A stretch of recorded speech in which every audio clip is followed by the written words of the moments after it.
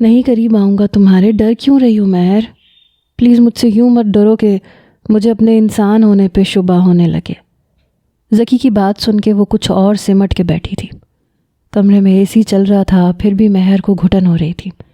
ذکی نے فوراً سے موضوع بدلا۔ مہر، مجھے ایک دوست کی اشد ضرورت ہے۔ دیکھو، میں نے تم سے بہت سی باتیں چھپائی ہیں جو کرنا چاہتا ہوں، لیکن اگر تم مجھ سے یوں گھبراؤ گی تو کیسے بات کروں گا؟ میں بالکل تمہارے پاس نہیں آؤں گا، تمہیں چھوؤں گا بھی نہیں، اوکے؟ ہم صرف باتیں کریں گے۔ ذکی نے سب سے پہلے تو اسے اس خوف سے آزادی دینی چاہیے جو مہر النساء کے حواسوں پہ سوار تھا۔ مہر النساء ابھی بھی کچھ بے یقین سی تھی۔ سچ کہہ رہے ہیں آپ میرے پاس تو نہیں آئیں گے؟ وہ اس قدر خوفزدہ تھی کہ لفظ ٹوٹ ٹوٹ کے ادا کر رہی تھی۔ ہاں، میں بالکل سچ کہہ رہا ہوں، میں زبردستی کا قائل ہرگز بھی نہیں ہوں۔ ہم اپنے رشتے کی ابتدا دوستی سے شروع کریں گے۔ مہر، جب تک تم دل سے نہیں چاہو گی میں کبھی تمہیں فورس نہیں کروں گا، نہ اپنا حق طلب کروں گا، آئی پرومس۔ ذکی نے بڑی نرمی سے کہا تھا۔ مہرو اپنے ہاتھوں کی انگلیاں مسلنے لگی، اپنی کیفیت پہ قابو پانے کی کوشش کر رہی تھی۔ بار بار حازم کے ساتھ گزری راتیں یاد آ رہی تھیں۔ وہی خوف اس پہ سوار ہونے لگا۔ ذکی نے اس کی حالت دیکھ کر اپنا لہجہ متوازن رکھ کے کہا۔ اندازہ تھا کہ وہ کس اذیت کو سہ چکی ہے۔ جانتی ہو مہر، تمہاری تحریریں پڑھ کے مجھے تم پہ رشک آتا تھا کہ مہر، تم انسان کے اندر کے احساسات کو سمجھنے کی صلاحیت بہت زیادہ رکھتی ہو۔ کسی کے دل میں جھانک سکتی ہو، اس کی آنکھوں میں دیکھ کے اس کے جذبوں کو سمجھ سکتی ہو۔ اس لیے مجھے لگا تھا کہ میرے لیے تم سے بہترین ہمسفر اور کوئی نہیں ہو سکتا۔ بڑے غیر محسوس طریقے سے وہ مہر النساء کی سوچ کو نیا رخ دینے لگا۔ مہر النساء کے چہرے پہ چھائی بدحواسی اب کچھ کم تھی۔ ذکی نے جیب سے ایک مخملی ڈبیا نکال کے اس کی طرف بڑھا دی۔ یہ ہماری دوستی کا پہلا تحفہ ہے مہر، اسے رکھ لو، اگر تم پہنو گی تو مجھے زیادہ اچھا لگے گا۔ مہر النساء نے ذکی کے ہاتھ سے وہ مخملی ڈبیا پکڑ لی۔ کھول کے دیکھا تو سونے کے کنگن تھے۔ اس نے اپنے ہاتھوں میں پہن لیے۔ ذکی اسے ہی دیکھ رہا تھا۔ وہ اب بھی نروس تھی، لرزتے ہاتھوں سے وہ کنگن پہن رہی تھی۔ شاید دل میں کہیں یہ ڈر تھا کہ ذکی اسے یہ نہ کہہ دے کہ لاؤ کنگن میں پہنا دوں۔ ذکی کی دلی خواہش تو یہی تھی کہ اپنے ہاتھ سے کنگن پہناتا، لیکن مہر کی غیر ہوتی حالت دیکھ کر دل کی خواہش دل میں ہی دبا گیا تھا۔ ذکی کو اپنی طرف متوجہ پا کے وہ پھر سے نروس ہوئی۔ اس وقت تو کچھ معاملات میں ذکی بھی بے بس تھا۔ مہر اس وقت بیوی کی حیثیت سے سامنے بیٹھی تھی۔ اپنے ہر جذبے کو وہ دل میں دبا بھی لیتا تو بھی نظروں کو روک نہیں سکتا تھا۔ وہ سادگی سے تیار ہوئی تھی لیکن کمال لگ رہی تھی۔ اس کا پسندیدہ لباس پہنے ہوئے تھی، حسین بھی لگ رہی تھی، اور پھر اسے دیکھنے کا وہ حق بھی رکھتا تھا، اس لیے نظروں پہ پابندی نہیں لگا سکتا تھا، لگا بھی نہیں رہا تھا۔ اس کے چہرے کو، اس کے عروسی لباس کو بڑے غور سے دیکھ رہا تھا۔ مجھے چینج کرنا ہے، مہرو نے اس کی نظروں سے گھبرا کے کہا۔ ہاں ٹھیک ہے، کر لینا چینج، لیکن کچھ دیر باتیں کرتے ہیں۔ مہر، میرے نزدیک بیوی ایک بہترین دوست ہوتی ہے جو اپنے شوہر کے ساتھ سب سے زیادہ مخلص ہوتی ہے۔ اب ذکی اسے باتوں سے بہلانے لگا تاکہ اسے اسی سجے روپ میں دیکھ سکے۔ تمہیں کیا لگتا ہے، کیا میں اچھا دوست ثابت ہو سکتا ہوں؟ ذکی کے اس سوال پہ وہ سوچ میں پڑ گئی۔ کیا جواب دے؟ مہر، ذکی کے پکارنے پہ وہ چونکی۔ وہ برجستہ بولا، کہاں کھوئی ہوئی ہو؟ ادھر میری طرف دیکھ کے بات کرو۔ اس وقت مہر کا کہیں اور کھونا ذکی کو بے چین کر رہا تھا۔ آج کی رات اس کی تھی۔ وہ چاہتا تھا کہ مہر صرف اسے سوچے، اس سے باتیں کرے۔ مجھے ابھی معلوم نہیں ہے میں کیا کہہ سکتی ہوں، مہر النساء تذبذب سی ہو کے بولی۔ ہاں، یہ تو میں نے سوچا ہی نہیں کہ تم کون سا مجھے پسند کرتی ہو، جو میرے بارے میں کچھ جاننے کی کوشش کی ہو، اور بے وقوف بھی نہیں ہو جو فوراً سے یہ طے کر لو کہ میں کیسا دوست ثابت ہو سکتا ہوں۔ تھوڑا وقت تو تمہیں چاہیے ہوگا۔ ذکی نے نوٹ کیا تھا کہ اب وہ کچھ حد تک نارمل تھی۔ اچھا چلو یہ تو بتا دو، جب میں نے یسریٰ کو پروپوز کیا تھا تو یسریٰ نے مجھے انکار کرنے کے لیے تمہیں بھیجا تھا نا، تاکہ میں اس کے بارے میں کچھ برا نہ سوچ سکوں۔ جس موضوع کو وہ شروع کر بیٹھا تھا مہر النساء خوف کے بجائے خفت میں مبتلا ہوئی۔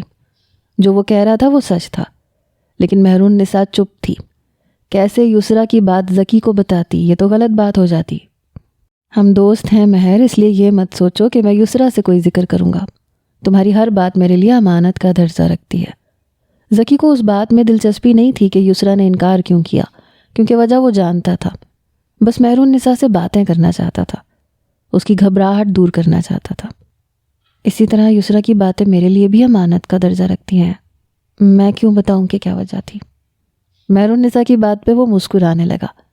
ہاں یہ تو ہے، تمہیں پتہ ہے جب تم میرے پاس آئی تھیں اور مجھ سے یہ کہہ رہی تھیں کہ میں یسریٰ کے لیے منع کر دوں، پہلے تو مجھے یقین ہی نہیں آ رہا تھا کہ یہ بات مجھ سے تم بھی کہہ سکتی ہو، لیکن سچ پوچھوں تو مجھے اچھا لگا تھا تمہارا مجھ سے میری ذات کے بارے میں پوچھنا، یہ کہنا کہ میرے لیے کون بہتر ہے اور کون نہیں۔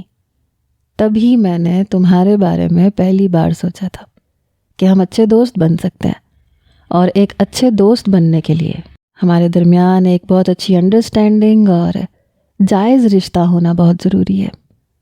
ذکی اسے دوستی کے ساتھ ساتھ اپنے رشتے کی اہمیت بھی بتا رہا تھا، پھر مسکرانے لگا۔ وہ لمحات یاد آتے ہی اس کی مسکراہٹ ہنسی میں بدلی۔ جانتی ہو، شادی کے بارے میں پہلی بار کسی لڑکی نے مجھے شادی کی اہمیت اس انداز سے بتائی تھی۔ ذکی کی اس بات پہ وہ مزید خفت سے نظریں جھکا گئی، اور ذکی کے ہنسنے پہ نئے سرے سے اپنی حماقت پہ افسوس ہوا۔ میں نے سوچا جو لڑکی میری شادی کے لیے اتنی فکر مند ہو سکتی ہے وہ میرے ہر معاملے میں بہت سنسیئر ہوگی، اس لیے نکاح ہوتے میرا دل چاہا کہ اپنی مخلص اور بہترین دوست کو چھوڑ کے کیوں جاؤں، اسے میرے ساتھ ہونا چاہیے، خاص طور پر اس وقت جب میرے سامنے آگے کڑی مسافت ہے۔ مجھے ایک ہمدم دوست کی اشد ضرورت ہے، جو مجھے مشکل وقت میں میرا ہاتھ تھام کے تسلی دے، میرے ساتھ ہم قدم ہو۔ مہر النساء اس وقت بالکل نارمل تھی۔ ذکی کی بات سن کے اس نے خود ہی سے اپنا ہاتھ بڑھا کے اس کے ہاتھ پہ رکھا۔ ہاتھ سرد تھا، ہاتھ میں لرزش بھی بہت تھی۔ میں پوری کوشش کروں گی کہ ایک بہترین دوست بن سکوں۔ ایک سرد ہاتھ ذکی کے ہاتھ کے اوپر موجود تھا۔ مہر النساء کے لہجے میں ہچکچاہٹ بہت زیادہ تھی، لیکن یہ بات ذکی کے لیے زیادہ اہم تھی کہ مہر النساء نے اپنا ہاتھ خود سے اس کی طرف بڑھایا تھا۔ شاید وعدہ کیا تھا، پھر فوراً ہٹا بھی لیا۔ آدھی رات بس باتوں میں ہی گزر گئی۔ ذکی کی کئی باتوں پہ وہ مسکرائی بھی تھی، لیکن زیادہ تر اسی کی باتیں سنتی رہی تھی۔ مہر النساء نے زیادہ باتیں نہیں کی تھیں۔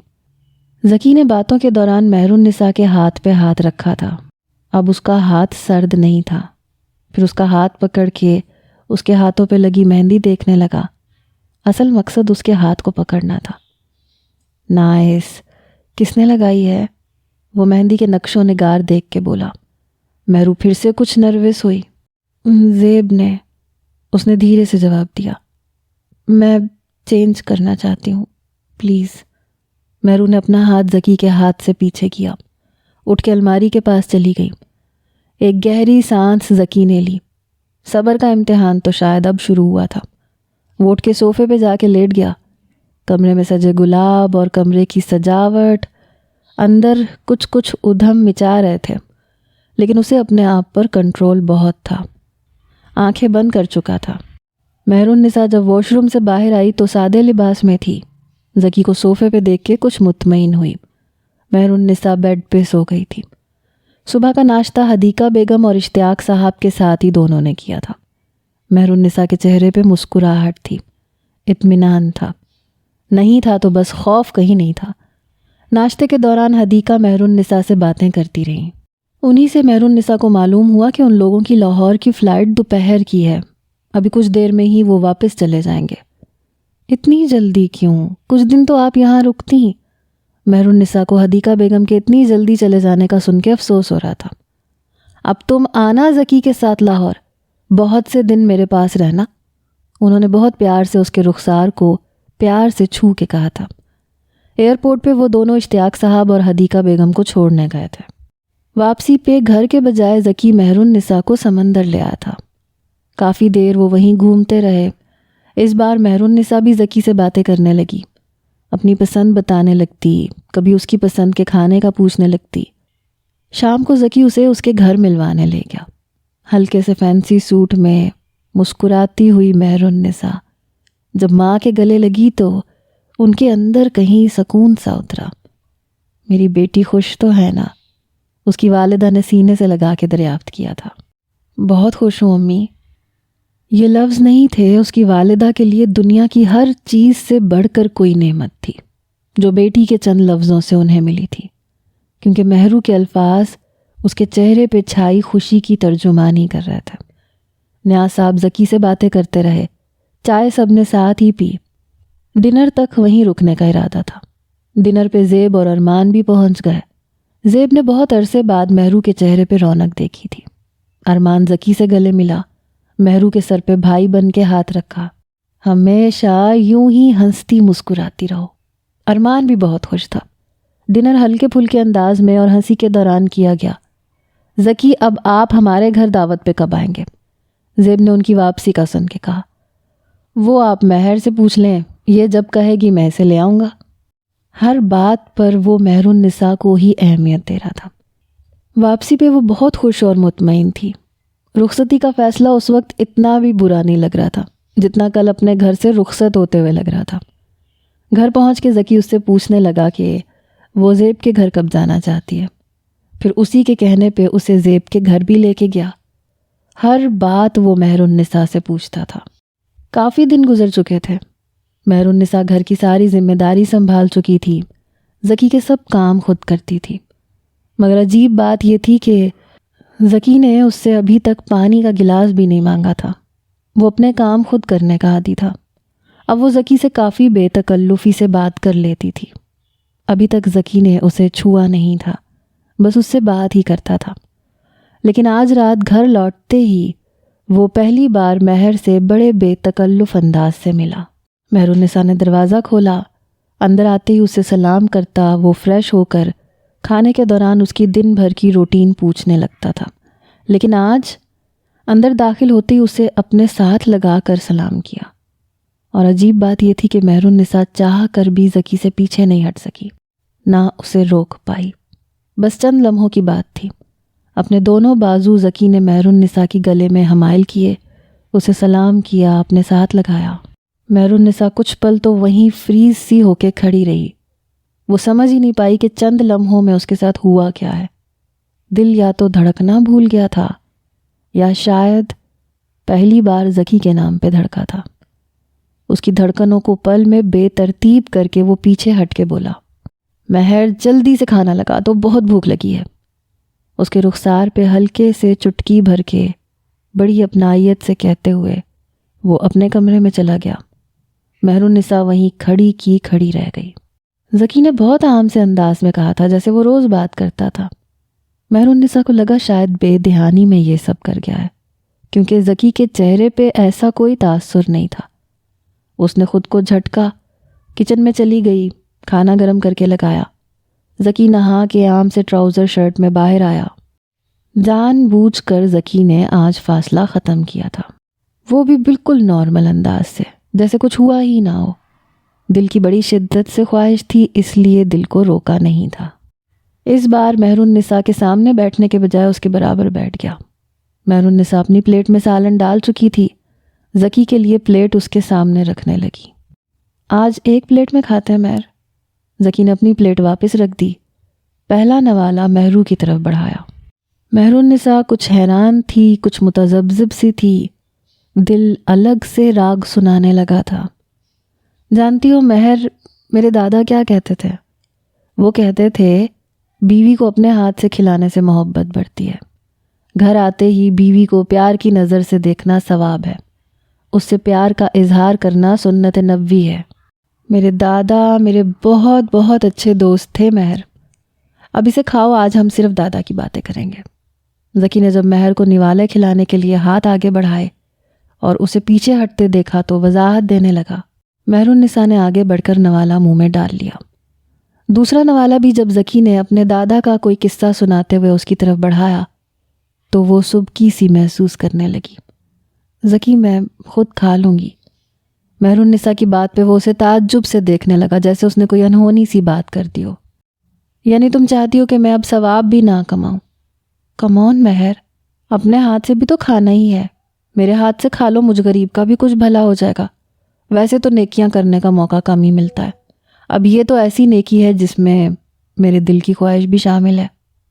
وہ اسے اس محبت سے متعارف کروا رہا تھا جو در حقیقت محبت ہے، جو ہمارے پیارے نبی صلی اللہ علیہ وآلہ وسلم نے اپنی ازدواج مطہرات کے ساتھ اپنے حسن سلوک سے ہم تک پہنچائی ہے۔ جس گلاس سے مہر النساء نے پانی پی کے چھوڑ دیا تھا، زکی نے اسی گلاس میں پانی پیا، اس سے بچ جانے والے سالن سے روٹی کھائی۔ مہر النساء کے دل میں جو مقام زکی کے لیے اتنی جلدی بنتا جا رہا تھا، شاید اس کی جگہ کوئی اور ہوتا تو اتنی جلدی اسے جیت نہیں سکتا تھا۔ زکی نے ابھی تک مہرو کو کام کاج کے کسی معاملے میں کچھ بھی نہیں کہا تھا۔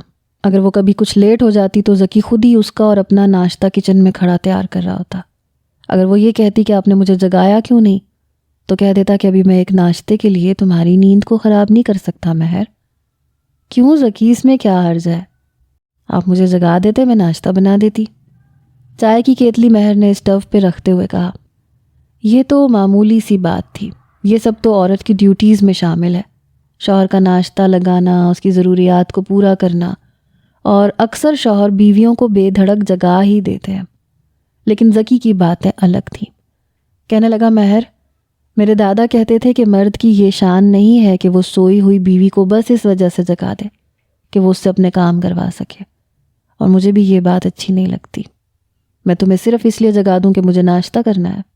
مہر النساء اسے حیرت سے دیکھتی تھی، پھر اسے حازم یاد آنے لگا، جو تیز بخار میں اسے کچن میں لا کے کھڑا کر دیتا تھا کہ 15 سے 20 لوگوں کا کھانا وہی پکائے گی، چاہے وہ جس مرضی حالت میں ہے۔ وہ دوا کھا کے سر میں درد کے باوجود کھانا بناتی تھی۔ شاید امی ٹھیک ہی کہتی تھیں، وہ شادی نہیں تھی، وہ ایک سزا تھی۔ شوہر ویسا نہیں ہوتا جیسا میں ناولز میں لکھتی تھی، وہ تو محبت نہیں جسے میں نے محبت بنا کے ابھی تک پیش کیا تھا۔ محبت تو یہ ہے جو زکی کرتا ہے، اور وہ ہے جو زکی کے دادا نے اسے سکھائی ہے، جو ہمارے پیارے حبیب صلی اللہ علیہ وآلہ وسلم نے اپنی ازواج مطہرات کے ذریعے سے امت کو سمجھائی ہے۔ محبت یہ ہے۔ جب محبت کسی شرمینہ سے کی تھی فاضل، تو شادی بھی اسی سے کرتے؟ یسریٰ نے اپنے آنسوؤں پہ ضبط کر کے پوچھا تھا۔ اسی سے کرنا چاہتا تھا، اور اس سے ضرور کرتا اگر وہ زندہ ہوتی تو۔ مر گئی ہے وہ، بلکہ یوں کہو کہ اپنی ماں اور اپنے منکوہا کی خود غرضی کی بھینٹ چڑھ گئی ہے۔ فاضل بہت غصے سے بات کر رہا تھا۔ کیا مطلب؟ میں سمجھی نہیں۔ یسریٰ واقعی سمجھ نہیں پائی تھی۔ سمجھاؤں گا کسی دن، اس وقت تو میرا دماغ کھولنے لگا ہے، تم نے ذکر ہی ایسا چھیڑ دیا ہے، مجھے فی الحال اس پہ کوئی بات نہیں کرنی۔ جس قدر فاضل غصے میں تھا، یسریٰ نے اسے کریدنا مناسب بھی نہیں سمجھا۔ زکی کی باتیں مہرو کے دل پہ اثر کرنے لگی تھیں۔ اب زکی جب بھی گھر لوٹتا، مہرو سے معانقہ کرنے لگا۔ کھانے کے چند نوالے ہی صحیح، لیکن مہر النساء کو ضرور کھلاتا تھا۔ جس دن چھٹی کرتا، اس دن مہرو کے ساتھ گھر کے کام کاج میں ہاتھ بٹا دیتا۔ مہر النساء اب زکی سے بے تکلف ہونے لگی تھی، لیکن اسے اس کا حق دینے سے ابھی بھی ڈرتی اور جھجکتی تھی۔ رات کو زکی کی فرمائش پہ مہرو اس کے لیے بلیک کافی بنا کے لے آئی۔ جس رات زکی کو لیٹ نائٹ جاگ کے کام کرنا ہوتا تھا، وہ بلیک کافی ضرور پیتا تھا۔ ابھی بھی وہ لیپ ٹاپ کھولے صوفے پہ بیٹھا تھا۔ مہر نے کپ زکی کے ہاتھ میں تھما دیا۔ بہت شکریہ مہر۔ اس میں شکریہ کی کیا بات ہے؟ مہر کو زکی کا بار بار شکریہ بولنا کچھ عجیب سا لگتا تھا۔ جب بھی وہ اس کا کوئی کام کر دیتی، وہ اسے تھینکس مہر یا شکریہ جیسے لفظ ضرور استعمال کرتا تھا۔ مہر، تمہیں نیند تو نہیں آ رہی؟ زکی نے کپ پکڑتے ہوئے پوچھا۔ نہیں، ابھی تو نہیں آ رہی، اس لیے سوچ رہی تھی آج کچھ لکھوں۔ مہر کی بات سن کے وہ مسکرانے لگا۔ کل لکھ لینا، آج یہاں بیٹھو میرے پاس، میں تمہیں دکھاؤں کہ ہمارے دوسرے ڈرامے پہ کتنا اچھا رسپانس مل رہا ہے۔ مجھے امید ہے اسے زیادہ لوگ پسند کریں گے۔ زکی کی بات سن کے مہر النساء کی آنکھوں میں بھی اشتیاق سا بڑھنے لگا۔ وہ اس کے پاس بیٹھ گئی۔ لوگوں کی پسندیدگی بڑھ رہی تھی، کمنٹس بھی بہت اچھے آ رہے تھے۔ ذکی، میں نے اس میں سسپینس بھی بہت ڈالا ہے، اس لیے لوگوں کو نیکسٹ ایپیسوڈ کا انتظار بھی بہت بے صبری سے ہے۔ کمنٹس پڑھتے ہوئے مہرو نے خوش ہوتے ہوئے کہا، سارا کمال تمہارے ان ہاتھوں کا ہے جن میں جادوئی سی طاقت ہے، پڑھنے والے کو اپنے سحر میں جکڑ لیتی ہے۔ سچ میں مہر، تمہاری کہانیاں میری راتوں کی نیندیں اڑا دیتی ہیں۔ ذکی کی تعریف پہ وہ کچھ جھیمپ سی گئی تھی۔ ذکی نے مہر النساء کا ہاتھ پکڑ لیا۔ بڑے غور سے وہ مہر النساء کا ہاتھ دیکھ رہا تھا، پھر مہر النساء کے چہرے کی جانب دیکھنے لگا، جو میک اپ سے مبرا تھا، لباس بھی سادہ تھا، بال بھی کیچر میں مکید تھے۔ لگتا ہی نہیں تھا کہ اس کی شادی نئی ہوئی ہے، بس یوں لگتا تھا وہ اپنی ڈیوٹی نبھا رہی ہے۔ مہر النساء کچھ حیران بھی ہو رہی تھی، پہلے کبھی ذکی نے اسے یوں نہیں دیکھا تھا۔ ذکی، کیا دیکھ رہے ہیں؟ دیکھ رہا ہوں، میری بیوی کے ہاتھ بہت سادہ سے ہیں، مجھے مہندی والے ہاتھ بہت پسند ہیں۔ مہر، اگر دل چاہے تو لگا لیا کرو، اگر لگانی نہیں آتی تو کسی سے لگوا لیا کرو۔ ذکی کی فرمائش پہ وہ نظریں چرانے لگی۔ مجھے آتی تو ہے، بس وہ گول گول سی ٹکیاں آتی ہیں، وہی لگا لوں گی۔ مہر النساء نے انکار نہیں کیا تھا، لیکن ذکی کی نظروں سے اس کی دھڑکنیں اس وقت بڑھیں جب ذکی نے اپنا بازو پھیلا کر مہر النساء کے کندھے پہ رکھ کے اسے اپنے حصار میں لیا تھا۔ جب میں کل آؤں تو تھوڑا سا میک اپ بھی کر لینا، مجھے اچھا لگتا ہے مہر، جب میں اپنے کام سے تھکا ہوا گھر پہنچوں تو میری بیوی مجھے سجی سنوری سی نظر آئے۔ وہ مہر النساء کے چہرے پہ پھیلنے والی بدحواسی کو دیکھ رہا تھا، جو ذکی کی قربت کی وجہ سے اس پہ سوار ہونی شروع ہوئی تھی، لیکن اس نے اپنی بات جاری رکھی۔ کب تک اپنے جذبوں پہ بند باندھے رکھتا؟ مجھے اچھا لگے گا مہر اگر کبھی کبھی تم اپنے بالوں کو آزاد رہنے دیا کرو۔ مجھے کھلے بال بہت اچھے لگتے ہیں، اور یہاں میرے علاوہ کوئی دوسرا نہیں ہوتا، اس لیے میرے سامنے بالوں کو قید سے آزاد ہی رہنے دیا کرو۔ یہ کہتے ہوئے وہ اس کا کیچر اتار چکا تھا۔ مہر النساء کو یہ باتیں بری نہیں لگ رہی تھیں، لیکن دل میں خوف ضرور پیدا کر رہی تھیں۔ جان اس کی ذکی کے مخمور سے لہجے سے ہوا ہو رہی تھی۔ جانتی ہوں، مجھے تمہارے چہرے پہ سب سے حسین تمہاری آنکھیں لگتی ہیں۔ میں نے سنا تھا مہر کے انسان کی آنکھیں اس کے دل کی عکاسی کرتی ہیں، دل کے ہر راز کو بیان کرتی ہیں۔ آنکھیں روتی بھی ہیں، مسکراتی بھی ہیں، شرماتی بھی ہیں، جھجکتی بھی ہیں، نفرت کا اظہار بھی کر دیتی ہیں، بے بسی کو زبان دیتی ہیں۔ بس کوئی پڑھنے والا ہو تو آنکھیں دل کی داستان کی کھلی کتاب ہوتی ہیں، ایسا میں نے سنا تھا۔ لیکن جانتی ہوں، میں جب تمہاری آنکھوں کو مسکراتے ہوئے دیکھتا ہوں، ان کا حسن اور بھی بڑھ جاتا ہے۔ What a beauty your eyes are، مہر۔ ذکی اس کی خوبصورت آنکھوں میں کھونے لگا تھا۔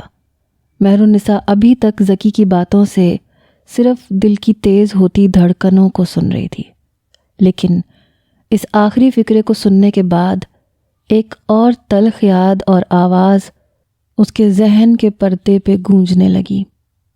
واو، what a beautiful your eyes are۔ پتہ ہے مہر النساء، تمہاری جھیل جیسی آنکھوں میں یہ ٹھہرے ہوئے آنسو مجھے کتنے اچھے لگتے ہیں۔ کسی خوبصورت جھرنے کا منظر میرے سامنے آنے لگتا ہے، اس لیے ہر وقت اپنی آنکھوں میں آنسوؤں کی سطح کو بلند رکھنا اور آنسوؤں کو پلکوں کی باڑ سے بہنے نہ دینا، ورنہ مجھے بہت برا لگے گا مہر النساء۔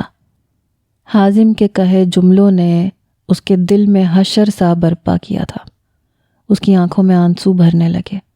ذکی کو حیرت اس بات کی تھی کہ وہ اس کے تعریف کرنے پہ آنکھیں نم کیوں کر رہی تھی۔ وہ شرما سکتی تھی، مسکرا بھی سکتی تھی، لیکن رونے والی تو کوئی بات نہیں تھی۔ مہر النساء نے اپنی آنکھیں بند کیں، جمع شدہ پانی کو باہر کی راہ دکھائی، لیکن وہ آنسو رکے نہیں تھے۔ ایک کے بعد ایک آنسو آنکھوں سے بہنے لگے۔ ذکی نے اپنے دوسرے ہاتھ سے اس کے آنسو صاف کیے۔ رونے والی تو کوئی بات نہیں تھی مہر، وہ بہت نرمی سے بولا، لیکن مہر النساء پیچھے ہٹی۔ نہیں، میں شاید یہ نہیں کر سکتی۔ وہ پھر سے اسی کیفیت میں جا رہی تھی۔ ذکی نے اس کا ہاتھ پکڑا۔ مہر کیا نہیں کر سکتی؟ وہ بری طرح سے الجھا تھا۔ مہر النساء بے بسی سے چونکی تھی۔ ذکی میں نے آپ سے پہلے ہی کہا تھا میں آپ کو کچھ بھی نہیں دے سکتی. میں ذہنی طور پہ شاید ایک نارمل لڑکی نہیں رہی. میرا ماضی مجھے کبھی بھی چین سے جینے نہیں دے گا. میرے کانوں میں آج بھی اسی شخص کی آوازیں گونجتی ہیں. مجھے آپ کی قربت کا سوچ کے اس کی درندگی یاد آتی ہے. مجھے خوف آتا ہے, مجھے ڈر لگتا ہے. آپ نے میرا انتخاب کر کے اپنے ساتھ ٹھیک نہیں کیا. بہت بڑی غلطی کر لی آپ نے. میں آپ کو کبھی آپ کا حق نہیں دے سکتی, نہ محبت. اب وہ رونے لگی تھی. وہ اسے بس دیکھ ہی سکتا تھا. مہرالنساء اس کے حصار سے باہر نکل گئی تھی. اس سے پیچھے ہٹ گئی. ذکی نے لیپ ٹاپ بند کر دیا. پورا رخ مہرالنساء کی طرف کر لیا. مہرالنساء اٹھ کے جانے لگی تھی. یہیں بیٹھی رہو اور میری بات غور سے سنو. ذکی نے اسے فوراً سے ٹوک دیا. مہرالنساء وہیں بیٹھ گئی. کیا کیا ہے اس شخص نے تمہارے ساتھ؟ مجھے بتاؤ کیا کیا ہے؟ مہرالنساء پھر کانپنے لگی. ذکی نے اپنا لہجہ دھیما کیا. بڑے ضبط سے کام لے رہا تھا. کئی دنوں سے وہ اسے اپنے رشتے کے بارے میں سمجھانے کی کوشش کر رہا تھا, مگر وہ ابھی بھی وہیں کھڑی تھی. ذکی نے ایک گہری سانس لی. پھر بولا, مہر ہم دوست بھی ہیں. تم مجھ سے اپنی ہر بات کر سکتی ہو. اپنی ہر اذیت مجھ سے کہہ دو اور بھول جاؤ سب کچھ جو گزر چکا ہے, اسے بھول جاؤ. یا مجھے ایک بار اجازت دے دو مہر. تمہارے آنسوؤں کو میں اپنی پلکوں سے اٹھا لوں گا, لیکن باخدا تمہاری اجازت ہونی چاہیے. میں تمہیں ہر وقت روتے ہوئے نہیں دیکھ سکتا. کہہ دو جو بھی تمہارے دل کے پیالے میں بھر چکا ہے. رونا چاہتی ہو رو لو, لیکن وہ رونا آخری بار کا رونا ہونا چاہیے. ذکی یہ نہیں کہہ رہا تھا کہ میرے ساتھ ہوتے ہوئے تمہیں کسی اور کا خیال نہیں آنا چاہیے. ذکی کی بات پر مہرالنساء نے خود پہ بیتی ہر بات بتا دی. حازم کی ہر بات اس سے کہہ دی. فواد کے بارے میں بھی کچھ نہیں چھپایا تھا. ذکی بالکل خاموشی سے سب کچھ سنتا رہا. جو اذیت مہرالنساء نے جھیلی تھی, اسے نہیں لگتا تھا کہ وہ اتنی بڑی سزا کی حقدار ہے. اس نے اپنے قلم کی چوٹ بہت سے کچے ذہنوں پہ لگائی تھی, جو کہ غلط تھا, لیکن اللہ سے معافی بھی مانگ چکی تھی, توبہ بھی کر چکی تھی, خود کو مکمل طور پہ بدل بھی چکی تھی. اگر اسے بچپن سے اچھے برے کے بارے میں سمجھایا جاتا تو شاید وہ ایسی نہ ہوتی. جب اس نے پہلی بار قلم اٹھایا تو اسی وقت اس کے گھر والوں کو اس سے کہنا چاہیے تھا کہ جو کام تم کرنے چاہ رہی ہو یہ کوئی عام کام نہیں ہے.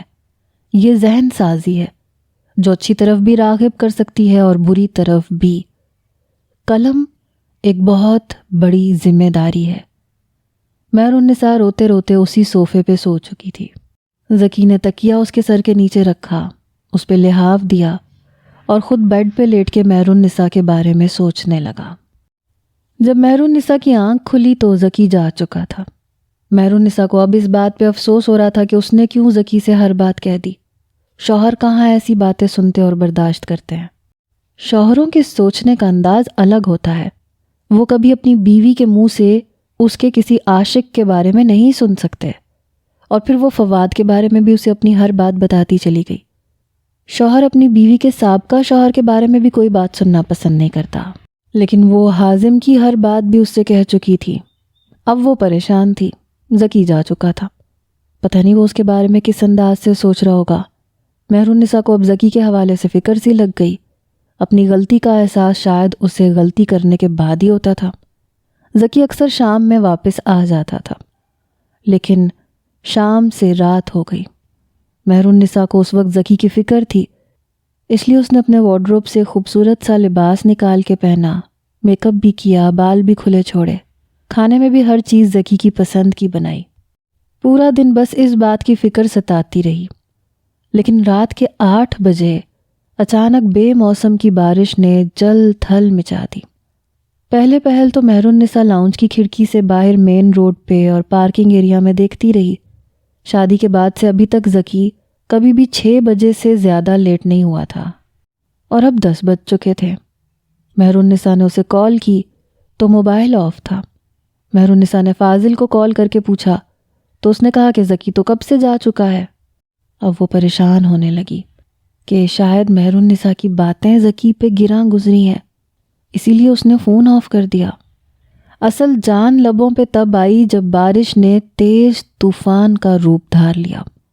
بادلوں کی گرج چمک نے دل دہلانا شروع کر دیا۔ مہرالنساء نے خوف سے سارے گھر کی کھڑکیاں بند کر دیں، خود کمرے میں جا کے بیٹھ گئی۔ اس وقت وہ گھر پہ اکیلی تھی۔ ہوا اتنی تیز تھی کہ بند کھڑکیوں سے ہوا کے زور سے زوں زوں کی آوازیں بہت زیادہ خوف زدہ سی لگ رہی تھیں۔ مہرالنساء پورے کمرے کی لائٹس جلا کے بیٹھی تھی تاکہ خوف کچھ کم محسوس ہو۔ بار بار فون میں سے جب ذکی کا نمبر ملاتی تو فون ہی بند مل رہا تھا۔ بار بار گھبراہٹ کے مارے کبھی انگلیاں چٹکنے لگتی، کبھی ہاتھ مسلنے لگتی۔ جب بادل کی زوردار گرج کی آواز آتی، مہرالنساء کا دل دہل کے رہ جاتا۔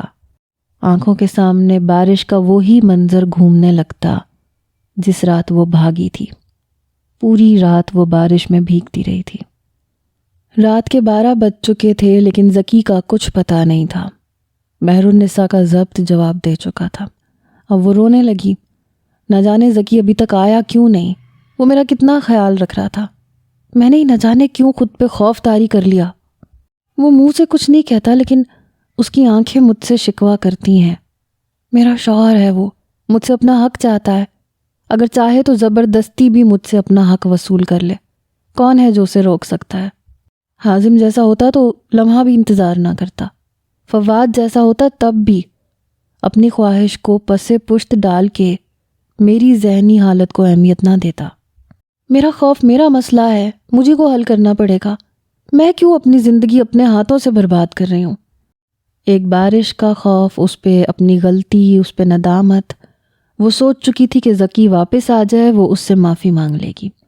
پھر یہ وسوسے بھی ڈرانے لگے کہ تیز بارش میں میرے ماضی کو سوچ کے غصے سے کہیں گاڑی نہ لگ گئی ہو، کوئی حادثہ نہ پیش آ گیا ہو۔ یہ سوچ کے اور بھی رونا آنے لگا۔ وہ واپس آ ہی نہیں رہا تھا، نہ جانے کہاں رہ گیا تھا۔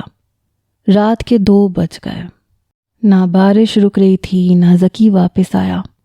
مہرالنساء کو لگ رہا تھا اس کی جان سولی پہ اٹکی ہوئی ہے۔ کبھی وہ کھڑکی کے پاس جا کے دیکھنے لگتی، کبھی پارکنگ ایریا میں اس کی گاڑی تلاش کرنے لگتی۔ رو رو کے رب کے حضور ذکی کے لوٹ آنے کی دعائیں کر رہی تھی۔ دل تھا کہ کسی ماہی بے آب کی طرح سے بے چین تھا۔ جب باہر کی گھنٹی بجی، وہ اپنے آنسو پونچھتے ہوئے دروازے کے پاس گئی۔ کون ہے؟ مہر میں ہوں، دروازہ کھولو یار۔ ذکی کی آواز سن کے اس نے سکھ کا سانس لیا، جلدی سے دروازہ کھولا۔ بہتے ہوئے آنسوؤں کے ساتھ وہ اسے دیکھ رہی تھی۔ ذکی بھی اسے سر سے پیروں تک دیکھ رہا تھا، جو سجی سنوری رو رہی تھی۔ آج اس نے نیا لباس بھی پہنا تھا، میک اپ بھی کیا تھا، بال بھی کھلے ہوئے تھے، آنکھوں میں کاجل بھی لگا تھا جو رونے سے پھیل چکا تھا۔ ذکی بارش سے بھیگا ہوا پہنچا تھا، لیکن مہرالنساء کی بے چینی کا یہ عالم تھا کہ وہ ذکی کو سامنے دیکھ کے اس کے ساتھ لگ کے رونے لگی۔ ذکی اس کے اس طرح سے بے ساختہ رونے پہ حیران تھا۔ مہر، ذکی اسے ساتھ لگائے ہی اندر داخل ہوا، اپنے پاؤں سے دروازہ بند کیا۔ کہاں تھے آپ؟ میری ذرا سی پرواہ ہے آپ کو ذکی؟ رات کے 2 بج رہے ہیں، میں کتنی پریشان تھی۔ وہ ذکی کے ساتھ لگی ہچکیوں سے رو رہی تھی۔ مہر، بارش میں پھنس گیا تھا یار، دیکھو کتنی تیز بارش ہو رہی ہے۔ مہرالنساء کو اپنے حصار میں لیے وہ وجہ بتانے کی کوشش کر رہا تھا۔ فون کیوں آف کیا تھا؟ ایک کال تو کر سکتے تھے ذکی۔ مہرالنساء کے شکوے جاری تھے۔ کیسے کرتا کال؟ موبائل کی بیٹری ڈاؤن ہو چکی تھی، راستے میں اتنا ٹریفک جام تھا، اور پھر کراچی کی سڑکوں کا تو تمہیں معلوم ہے، دریا بہنے لگتے ہیں۔ گاڑی بھی خراب ہو گئی تھی، پیدل آ رہا ہوں بارش میں بھیگتا ہوا۔ مجھے بھی تمہاری فکر تھی کہ تم… جھوٹ مت بولیں مجھ سے، کوئی پرواہ نہیں آپ کو میری، میں جیوں یا مروں آپ کو کوئی فرق نہیں پڑتا۔ اگر میری فکر ہوتی نا تو کسی سے موبائل لے کے مجھے ایک کال کر سکتے تھے، لیکن نہیں، آپ نے نہیں کی۔ جانتے ہیں میں نے ایک ایک پل وسوسوں اور اندیشوں میں گزارا ہے، کیا کیا وہم مجھے نہیں ستانے لگے تھے، لیکن آپ کو میری پرواہ ہی کہاں ہے۔ وہ ابھی بھی اس کے ساتھ لگی، پہلی بار اس سے بیوی کی طرح بات کر رہی تھی، لڑ رہی تھی، شاید بہت زیادہ ڈر گئی تھی۔ ذکی اس کے بالوں کو سہلاتے ہوئے اسے تسلی دے رہا تھا۔ مہر، خبردار جو مجھے مہر کہا تو مہرالنساء کہا کریں۔